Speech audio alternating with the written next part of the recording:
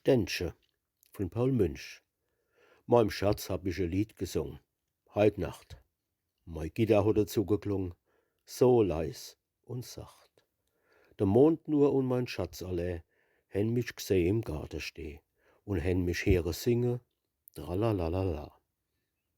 Und horch, ganz langsam geht die Tür, so sacht. Wer schleicht der Gartenpaar daher und winkt und lacht? Jetzt fällt der Mondschein hell und klar auf ihr Gesichtel und ihr Haar.